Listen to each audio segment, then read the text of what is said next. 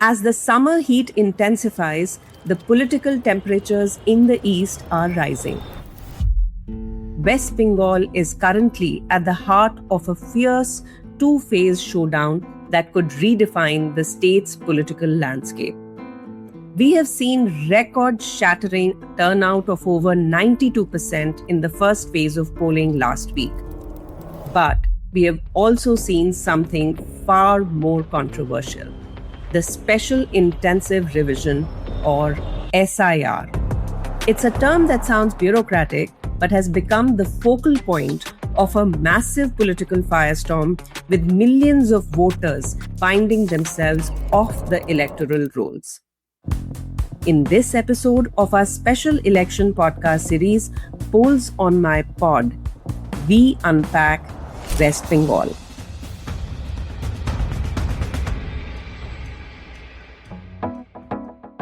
It is Tuesday, the 28th of April. I'm your host Nidhi Sharma, and you're listening to the Morning Brief.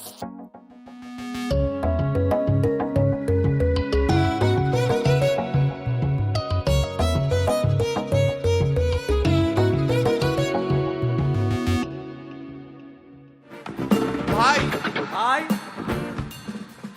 SIR কি বলছে? ঝাড়াই বাছাই চলছে। ভাই এসব গান বাজনা ছাড়, চল প্রমোটারি করি, বড় গাড়ি চড়ি, ইলেকশনের মেজাজ বুঝে দলটা বদল করি। To understand where Bengal is going, we have to look at where it has been. For 34 years, the left front was an immovable object. When Mamata Banerjee finally uprooted them in 2011, she did it on the back of Ma Mati Manush. She has ruled Bengal for 15 years now. But the vacuum left by the collapse of the left front and the Congress hasn't been filled by a new regional force. It's been claimed by the BJP. From just 3 seats in 2016 to 77 in 2021, the BJP's rise here hasn't been a ripple. It's been a tidal wave. They have successfully turned a traditionally class-based electorate into a community-based one.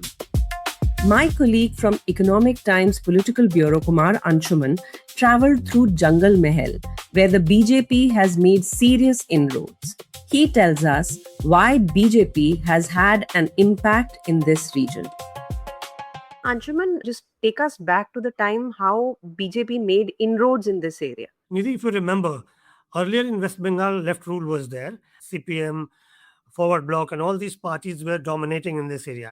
But Mamata Banerjee came in picture during 2008-2009 when something happened in Jhargram, when the left-wing insurgency was high and they controlled a portion of the state. They declared their own rule. People were very angry over the corruption and other issues by the left government. And gradually the people who were voting for left, since Mamata Banerjee came out as a street fighter, that vote shifted towards TMC. Till 2016 election, TMC has a very strong presence in this area, and they were very confident of it. And that was the time when Amit Shah was BJP national president, and he planned a strategy for West Bengal, and West Bengal was his dream project. And he worked on the grassroots, on booth level. He tried to create a party structure there. Also, the organizations like RSS, they were working in this area for quite a long time. And since this area is closer to Jharkhand, so a lot of people from Jharkhand were also roped in at that time to work among the tribals, to try to make them understand what BJP brings in. So gradually the dynamics shifted, and BJP saw the first good performance in this area in 2019 election.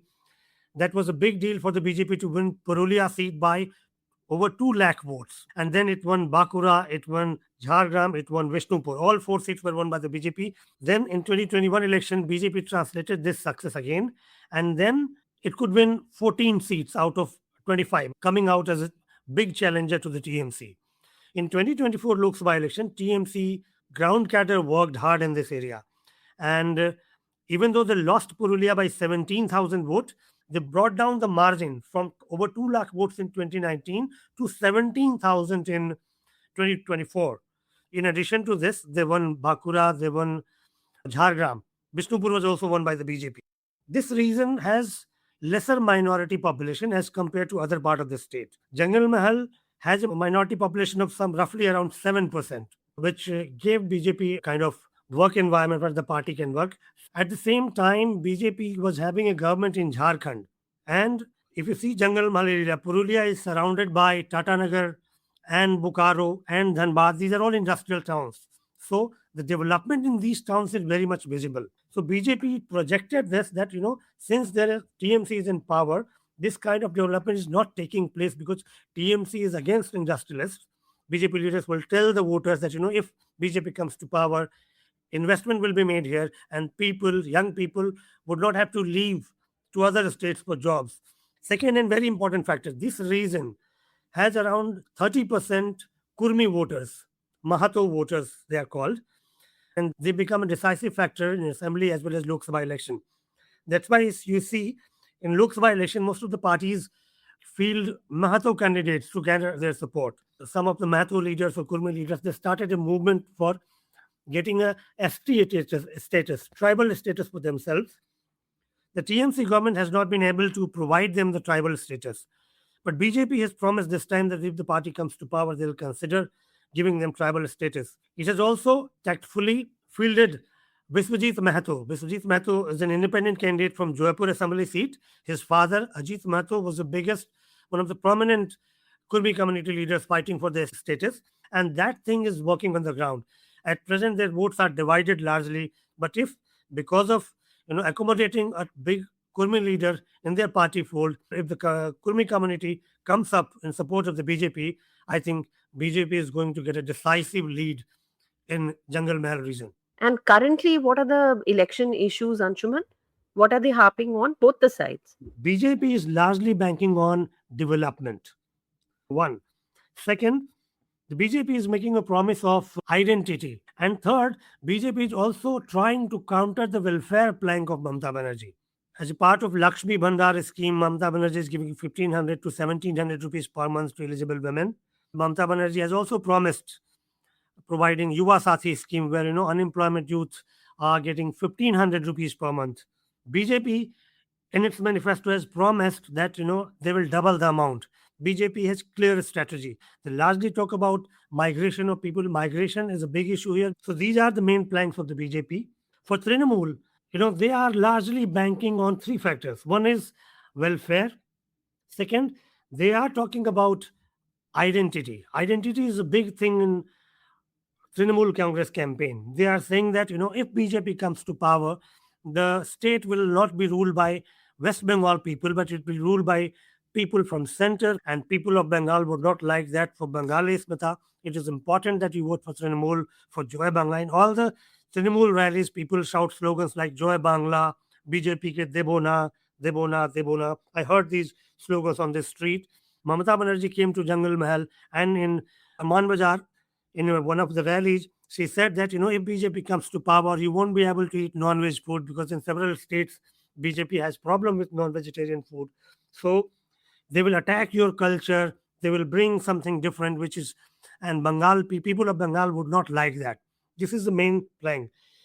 Second thing which I noticed is that in West Bengal and in other parts of the country, we see that these days cash offering to women has become a new kind of tool for election winning. Like we just saw in Bihar, where government gave 10,000 rupees to women, self-help groups, more than 1.2 crore women got 10,000 rupees.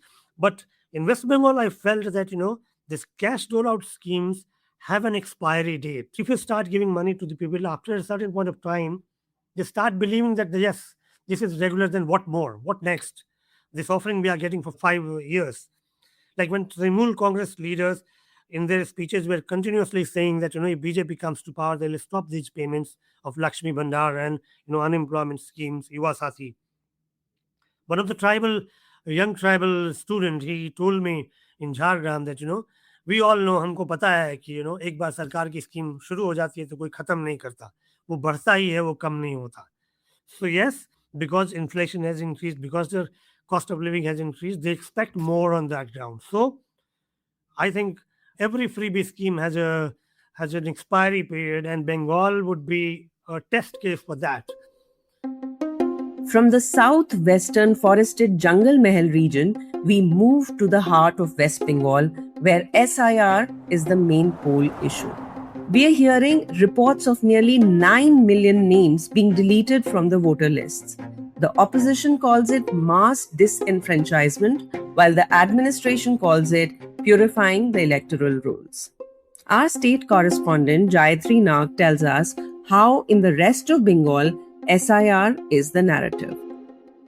On ground, people are more eager to know about the deletion related issues rather than hardcore poll issues. This I saw extensively in the Malda Murshidabad belt. In the Samsarganj assembly constituency alone, there was 74,775 deletions. In Murshidabad alone, there were 4 constituencies which had 46,000 above deletions. In Murshidabad's Lal Gola, there were 55,420 deletions. Election Commission and SIR has been the main character in this election in Bengal, which is quite different maybe if we compare with earlier elections like 2021 and 2024. Mamata Banerjee is facing an obvious anti-incumbency which comes with 15 years of being in power. But Mamata is fighting for what she calls Bengali pride. I have with me today veteran journalist Shikha Mukerjee, who has 5 decades of journalism behind her. She unpacks for us the main poll issues and what works for which party. Ma'am, please tell us, what are the election issues right now in Bengal? And what are the issues that are affecting the people? Or do you think it has become a very SIR-centric election? Everybody at this point in time is waiting for the elections to get over and for the results to come out. Because really the process has been going on for very long, and that is linked to the SIR issue. But having said that, is SIR the only issue in play? I don't think so. There is anti-incumbency, and anti-incumbency is a factor. The 2 principal contestants, the Trinamool Congress, as in Mamata Banerjee, and the BJP, which is basically Mr. Modi and Mr. Amit Shah, are going hammer and tongs about anti-incumbency and the women's vote. They're also going hammer and tongs about the Ghuspetia issue, which is the illegal infiltrators who came into West Bengal. The BJP alleges that there has been an explosive growth in the number of illegal infiltrators after 2011. The reality is that the illegal infiltrators, especially Hindus belonging to 2 communities. One is the Matuas, a scheduled caste community, the second largest in West Bengal, and the Nomoshudros, also scheduled caste, but not specifically belonging to a particular sect. For the BJP, given the Citizenship Amendment Act, which says that Hindus are welcome and they can become citizens of India, the Matua Hindus, the Nomoshudros, the Rajbongshis in North Bengal mostly, they have been the BJP's core support group since 2019. The Ghuspetia issue, as it has been framed and as the campaign has progressed and the narrative, is very simple because it links up with SIR and how the SIR process, as Mr. Ganesh Kumar, Mr. Amit Shah in Parliament made it very clear that the objective of the SIR is to detect, delete, and deport people who were not eligible to vote. And now the narrative that the BJP developed on that basis is the Ghuspetias would be detected, deleted, and deported.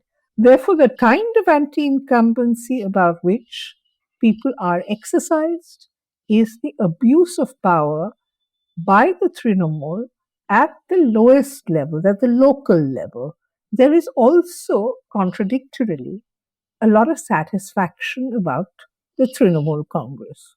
Why? Because its welfare schemes particularly the ones that focus on women, who is perceived as a caring leader who understands what women need. One estimate by CSDS Lokniti for the last election was that Mamata, on average, has been receiving about 50% of the women's vote in Bengal.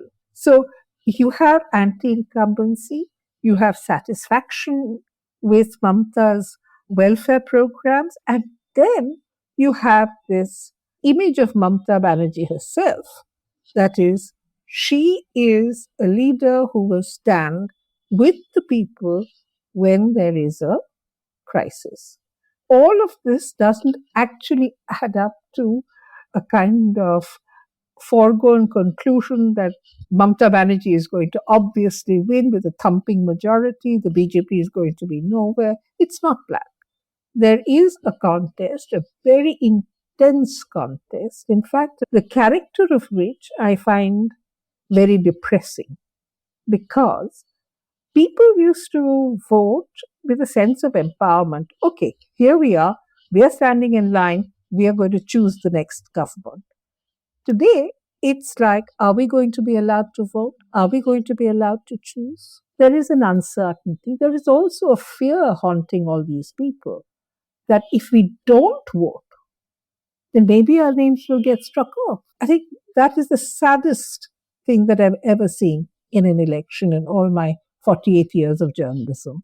Ma'am, you told us about the two narratives, but could you also tell us why BJP has been able to capture this space in Bengal?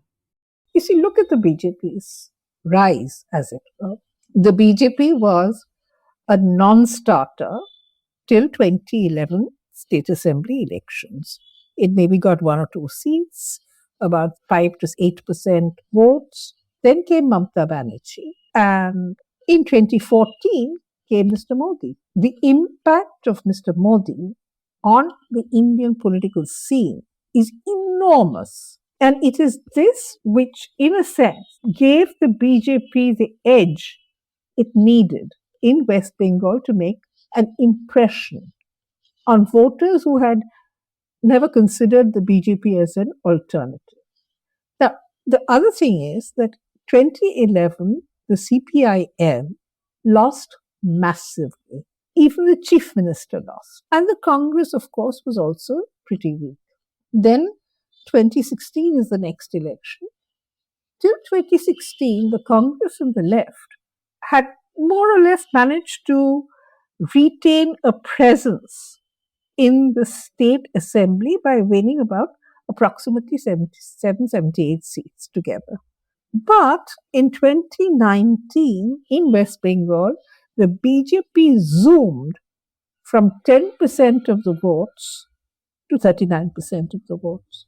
Mamata's tally, which in 2014 was 34 seats out of the 42 in parliament, shrank to 22 seats out of 42 in 2019. But then by 2019, after this huge surge, the BJP thinks that it can challenge Mamata Banerjee, oust her from power in 2021. So the BJP makes this massive effort. The BJP didn't succeed. It won only 77 seats. By winning those 77 seats, the BJP ousted the CPIM and the Congress as the opposition in the state assembly.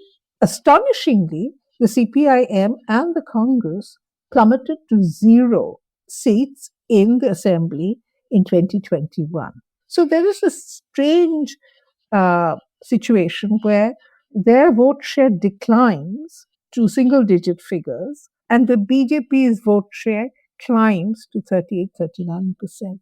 And this shift is obviously coming from the shift of voters showing a preference for the BJP, and these voters were largely from the CPIM and the Congress. The BJP is the principal challenger and it has great expectations about ousting Mamata Banerjee from power and winning and taking power in West Bengal. So, would this mean that the CPIM and the Congress, or the left of the Congress, are no longer a force in West Bengal politics? Actually, not. Congress, everybody is saying, is going to pick up seats, maybe 3, maybe 4, maybe 5, maybe more. The CPIM is expecting to get about the same, about a handful of seats. How the CPIM or the left and the Congress, as two parties with deep roots in West Bengal's political history, manage this election is going to be very, very interesting to watch, because they can be spoilers for the Trinamool Congress, they can be spoilers for the BJP as well. Ma'am, what about the impact of SIR as far as the narrative is concerned? I think the SIR is not a narrative. The SIR is like a dread that has spread across West Bengal. As the narrative, the SIR began around the same time as the SIR was being rolled out in Bihar, because the Election Commission kept warning West Bengal that we are going to do this in West Bengal too. Before the SIR process began in West Bengal, there were people who were checking their documents, including me, for absolutely no good reason. Then those who didn't have passports were checking other documents that they had, including land papers and stuff. Then there was a third category of persons who, and this is where the story gets very, very divisive in a very different sense of the word, because it was not just on religious identities that it gets divisive. It gets divisive in the sense that the BJP and the Election Commission focused on people who had roots maybe 3 generations ago in across the border in what was then East Pakistan. And it takes the original settlers of West Bengal, both Hindu and Muslim, as people who also need to prove their identity. And that is when the whole SIR process engulfs the whole population of West Bengal in a kind of tension, which is, do I have to prove my identity? Why do I have to prove my identity? And that kind of conversation. That applies to both the Hindus and the Muslims, by the way. And then the SIR process itself creates several categories of voters. First, there were the absent, shifted, duplicate, and dead. And that was about 58 lakhs. And then the draft list came out, and suddenly there was something called under adjudication, logical discrepancy. Now, this logical discrepancy, 60 lakhs or more, has, as the Supreme Court pointed out, is an invention by the Election Commission for West Bengal. And West Bengal was completely rattled by what happened. And the logical discrepancy was of 5 or 6 kinds. It's, things like if the name of the father and the name of the child were spelled differently or they were different, as has happened in the cases of 2 people I know. And therefore, there were all these spelling errors, which, again, the Supreme Court pointed out was a problem of translation. And then, suddenly the Election Commission decided there was one class of voters. Anyone who had more than 5 siblings, any parent who had more than 5 children, would be asked to explain who they were. And I know of these cases personally, of people whose a grandchild has been deleted from the voters list because the Election Commission decided that was one child too many. A daughter has been deleted from the voters list because she is considered one child too many. And these, unfortunately, all happen to be Muslim voters. It kind of sort of fits into the BJP's narrative that Muslims have more children, and therefore there is this demographic invasion and the fear that the Hindus are going to become a minority, especially in West Bengal. So you have this amazing situation where 28 lakh names got deleted. They were told, go to a tribunal. The tribunals, unfortunately, have been so slow in getting the work done that altogether in the first phase of all the 14 lakh or odd applications that were submitted, about 138 applications were heard. Of that, 136 were allowed to be included in the voters list, even though their names had been deleted, because the tribunal said this deletion is not valid.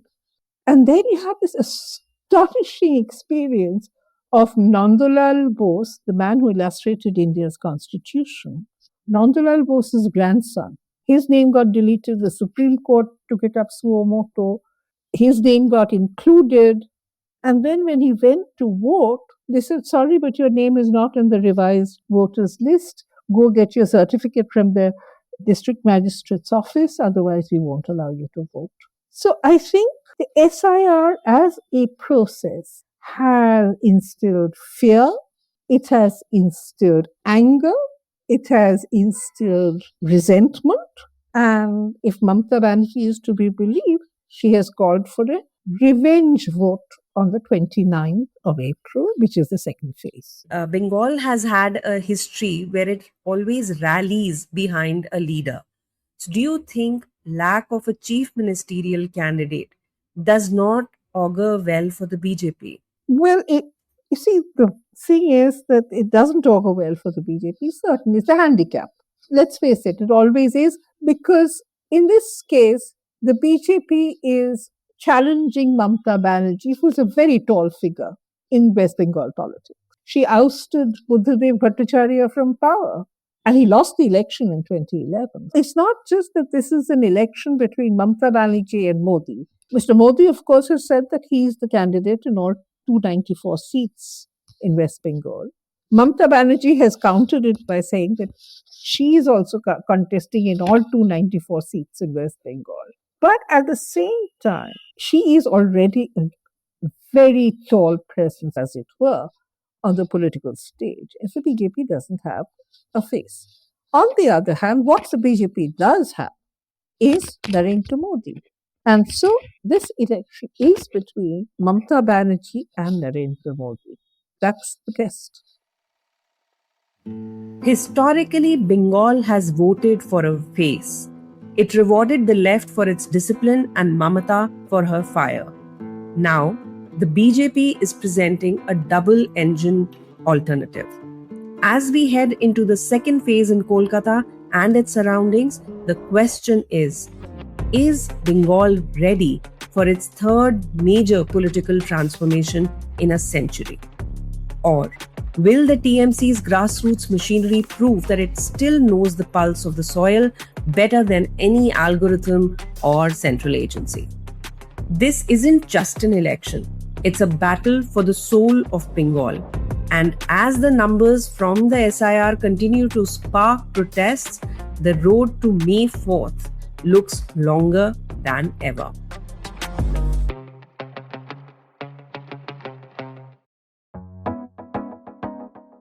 This is all we have for you today.